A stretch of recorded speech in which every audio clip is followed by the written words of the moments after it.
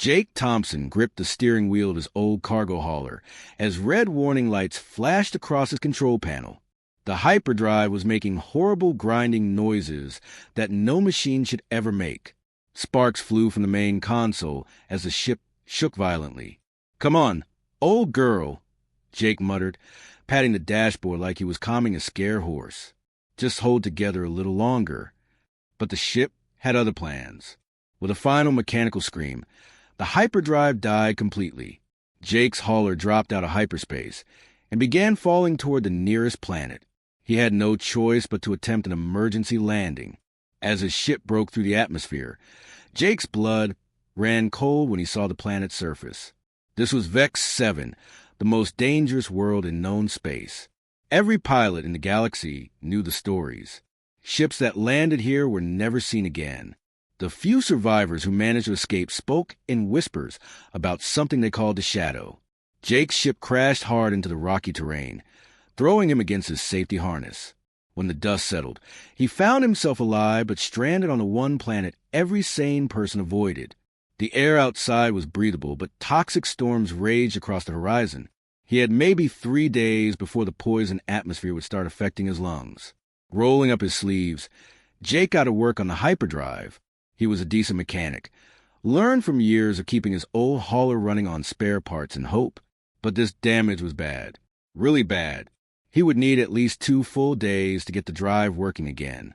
On his second day of repairs, Jake heard something that made his blood freeze. A low, rumbling growl echoed from somewhere behind him. He slowly turned around, wrench still in hand, expecting to see his death approaching. What he saw was even worse than he had imagined. Trapped beneath a pile of twisted metal debris was a creature so massive it made Jake feel like an ant. The beast was easily twice the size of his cargo ship, which wasn't small. Its body was covered in scales that looked like black glass, each one as big as Jake's hand. Some of the scales were cracked and bleeding a dark blue liquid that hissed when it hit the ground. The creature's head was the size of a small vehicle, with teeth that gleamed like ivory daggers. But it was the eyes that really got at Jake. They weren't the mindless eyes of a wild animal. These eyes held intelligence, maybe even wisdom, ancient wisdom that had seen civilizations rise and fall. This had to be the Shadow, the legendary monster that had destroyed entire military fleets. Stories said it could move through space itself, appearing out of nowhere to crush starships like tin cans. And here it was, trapped and injured, staring right at Jake. Every survival instinct Jake had was screaming at him to run, get in his ship, take off with whatever repairs he had managed, and hope the damaged hyperdrive would get him far enough away before it failed again. That would be the smart thing to do, the safe thing. But Jake had never been good at doing the safe thing. Looking at this magnificent creature, obviously in pain and unable to free itself, Jake felt something he didn't expect. He felt sorry for it.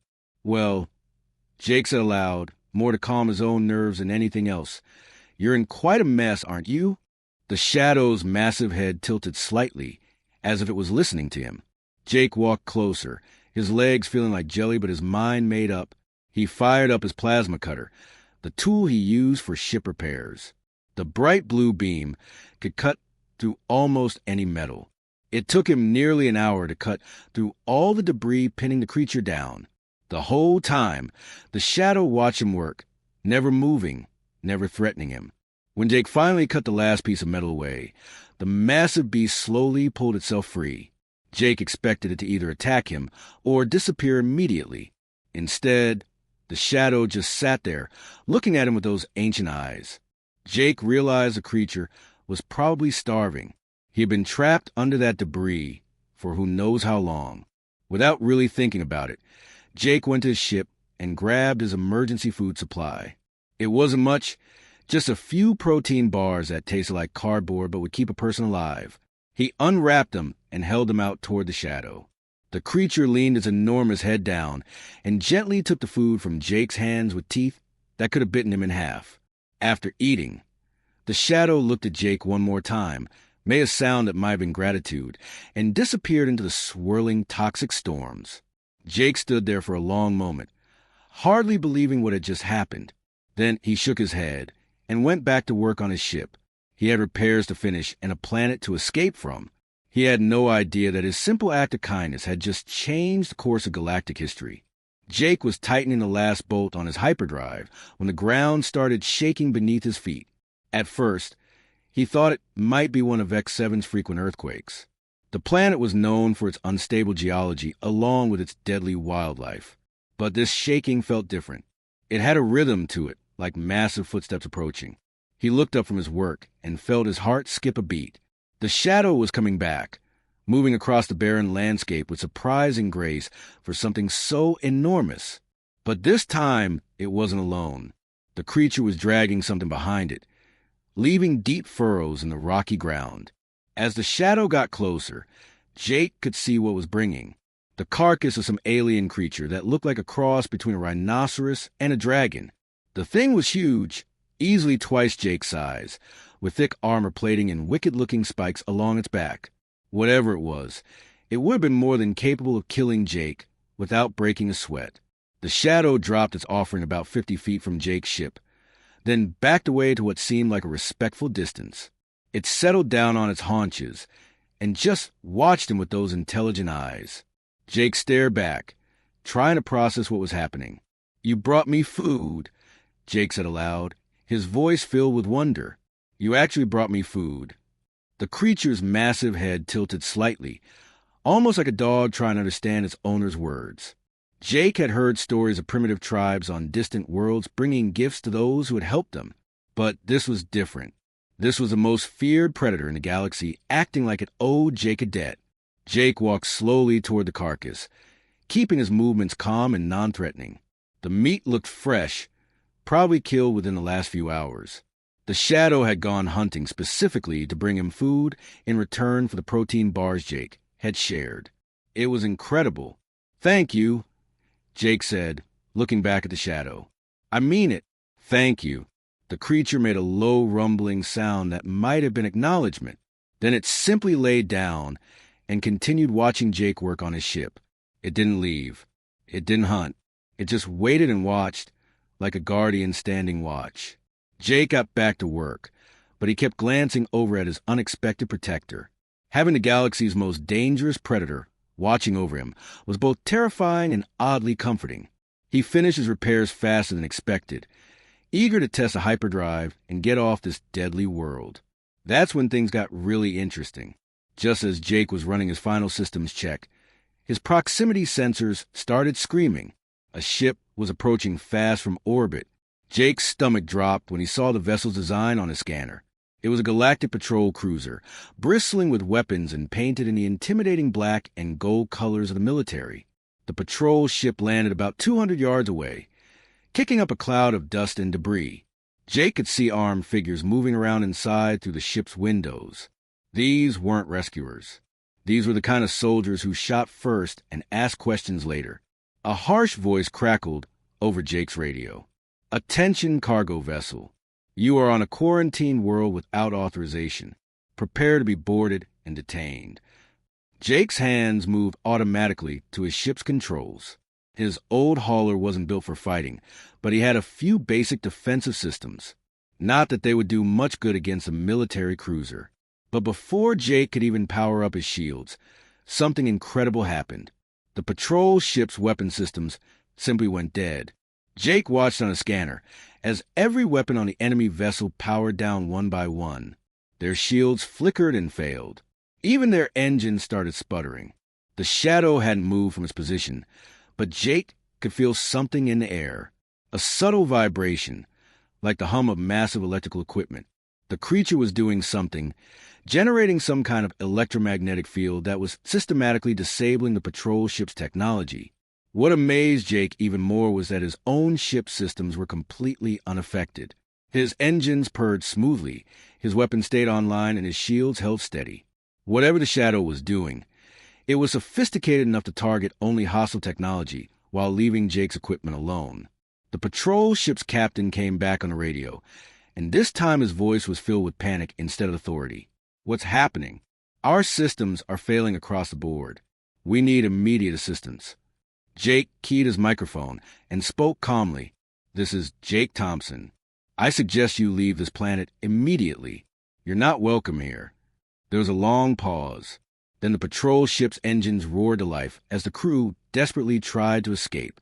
Within minutes, they were gone, fleeing back to orbit as fast as their damaged ship could carry them.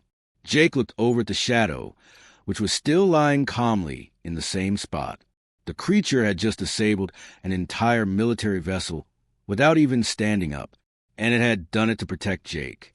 The galaxy's deadliest predator had chosen a simple cargo hauler as worthy of its protection.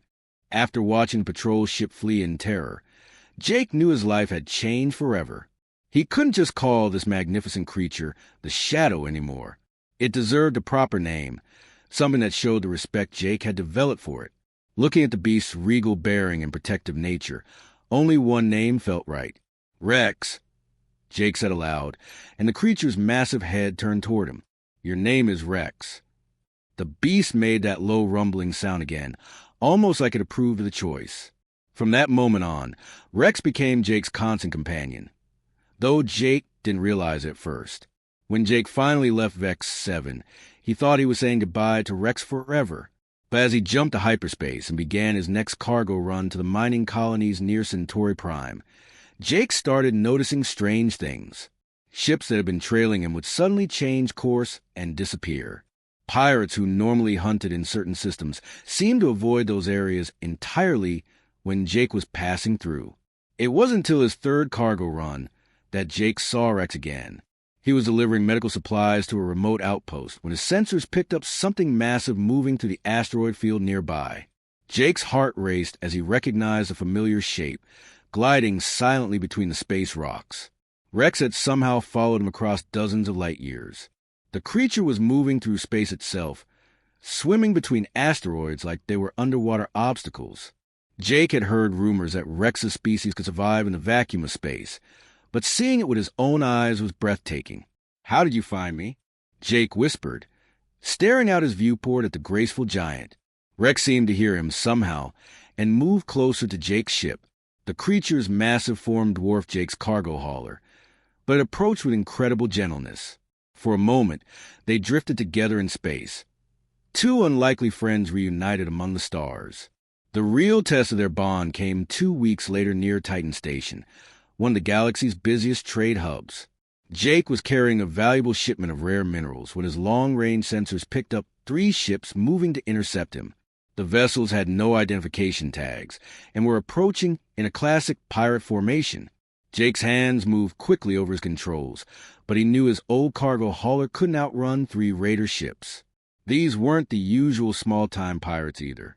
These ships were military-grade, probably stolen from some government fleet. They had enough firepower to turn Jake's ship into scrap metal. Cargo vessel. Cut your engines and prepare to be boarded, came the harsh command over the radio. Resist and we'll blow you apart. Jake was about to respond when space itself seemed to explode around him. Rex burst out of hyperspace like a living missile, his massive form materializing right between Jake and the pirate ships. The creature's appearance was so sudden and dramatic that Jake's own sensors took several seconds to register what had happened. But it was what happened next that Jake would never forget. Rex opened his enormous mouth and let out a roar that seemed to shake the very fabric of space. Jake felt the sound waves hit his ship, a deep rumbling that made his bones vibrate. But inside his pressurized cabin, the roar was just impressive. For the pirates floating in the vacuum of space, it was something else entirely. Somehow, Rex's roar transmitted through their ship hulls, through their communication systems, directly into their minds. It wasn't just a sound. It was pure, concentrated terror. Jake watched in amazement as all 3 pirate ships immediately turned and fled at maximum speed. They didn't even bother to fire a single shot. They just ran, their engines burning so hot Jake was surprised they didn't explode from the strain. That was incredible, Jake said, his voice filled with awe. You didn't even have to fight them. Over the following months, Jake began to understand more about his protector. Rex wasn't just intelligent. He was ancient beyond imagination, and his intelligence was unlike anything Jake had ever encountered. The creature seemed to understand human technology, human psychology, even human emotions in ways that surprised Jake daily. Through careful observation, and what Jake could only describe as some form of telepathic communication, He learned fragments of Rex's incredible history. Rex's species had once ruled the galaxy, not through conquest, but through wisdom and power beyond comprehension. They had built civilizations that spanned entire star systems, created technology that seemed like magic even by current galactic standards. But somewhere in their long history, they had made a choice. They decided that all their advancement and technology had taken them away from something important. So they gave it all up and returned to a more natural existence, choosing to live as the galaxy's apex predators rather than its rulers. Most of Rex's kind is scattered across the universe, seeking solitude and simplicity. Rex had been alone for centuries, maybe longer, until Jake's simple act of kindness on Vex 7 had awakened something the creature thought was lost forever: trust, companionship, the bond between two very different beings who had chosen to care for each other. Jake realized that Rex hadn't just been protecting him from pirates and patrol ships. Rex had been protecting something far more precious. He had been protecting hope that friendship could exist between species, that kindness could bridge any gap, and that sometimes the most unlikely partnerships could change everything. Word traveled fast in the galaxy, especially when it involved the impossible. Within weeks, every spacer bar, trading post, and government facility was buzzing with the same incredible story. A simple human cargo hauler had somehow befriended the Shadow, the most feared creature in known space. At first, most people didn't believe it. The story seemed too wild, too fantastic to be true. But then the evidence started piling up. Security footage from Titan Station showed a massive creature appearing out of nowhere to defend a small cargo ship. Patrol reports described their weapons failing mysteriously when they tried to arrest the human pilot. Pirate crews were abandoning entire sectors, claiming they'd rather face a galactic Navy fleet than encounter the Shadow's human friend. Jake tried to keep a low profile, but it was impossible. Every time he docked a station, crowds would gather to catch a glimpse of the man who had tamed the untamable. Some people looked at him with respect, others with fear, and a few with the kind of greed that made Jake's skin crawl. The attention got worse when the news reached the Galactic Council, the governing body that claimed authority over most civilized worlds. Jake was delivering grain to a farming colony when his communications system lit up with an official transmission bearing the Council's golden seal. Jake Thompson.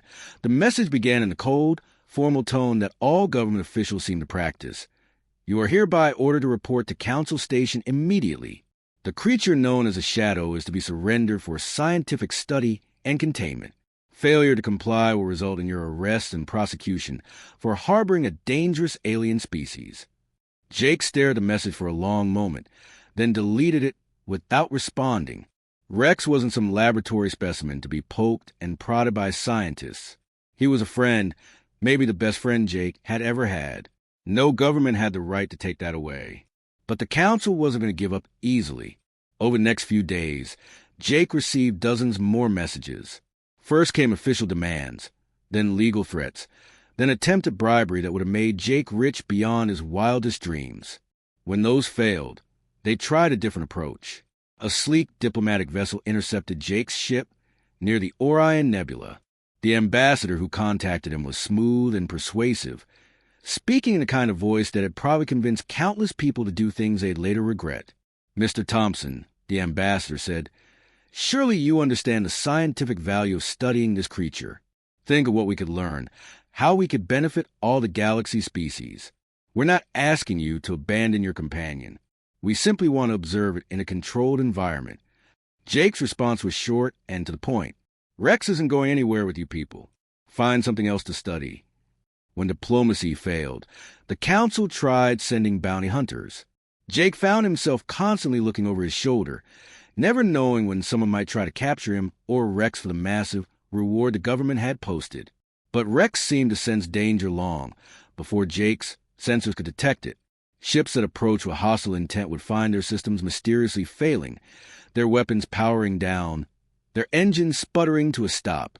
The situation escalated dramatically when the Terran Empire decided to get involved.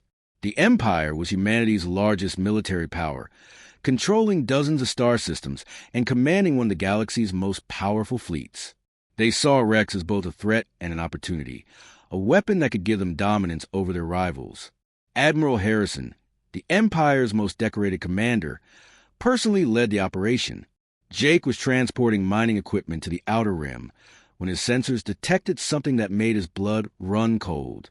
Ships were dropping out of hyperspace all around him, more ships than he had ever seen in one place. "This is Admiral Harrison of the Terran Imperial Fleet," came the transmission. "Mr. Thompson, you are surrounded by 1,000 warships. Surrender the creature immediately, and no harm will come to you." Jake looked out his viewport at the massive fleet arrayed against him. Battleships the size of cities floated in perfect formation, their weapons trained on his tiny cargo hauler. Each ship carried enough firepower to level a planet. Together, they represented the most overwhelming display of military might Jake had ever witnessed. "Rex," Jake said quietly, knowing somehow that his friend could hear him, "I think we might be in trouble here." That's when Rex showed the galaxy what real power looked like. The creature materialized out of hyperspace directly above Jake's ship, but something was different. Rex seemed larger, more imposing, crackling with energy that made the space around him shimmer like a heat mirage. Without making a sound, Rex spread what might have been wings, though they looked more like extensions of space itself. What happened next defied every law of physics Jake thought he understood. The massive battleships around them simply stopped working. Not just their weapons or their engines, but everything. Lights went out, gravity generators failed, life support systems shut down. One by one, the 1,000-ship armada became nothing more than floating metal coffins drifting helplessly in space. But Rex wasn't finished. With what looked like casual effort, the creature began manipulating gravity itself. Battleships that weighed millions of tons started moving like leaves in the wind, gently pushed away from Jake's ship. Some were nudged into safe orbits around nearby planets. Others were carefully relocated to empty regions of space where their crews could make repairs. Not a single person was harmed, but the message was crystal clear. Rex could have destroyed the entire fleet with a thought, but he chose mercy instead. The galaxy's most feared predator had just demonstrated restraint that put every military commander to shame. Admiral Harrison's voice came back over the radio, but this time it was shaking with fear and awe. "All ships retreat immediately. This operation is terminated." As Jake watched the Imperial fleet limping away, he realized that everything had changed. Rex hadn't just protected them both. He had shown the entire galaxy that some bonds were stronger than any government, any military, any force in the universe. After the incident with the Terran Imperial fleet, Jake and Rex's reputation spread across the galaxy like wildfire.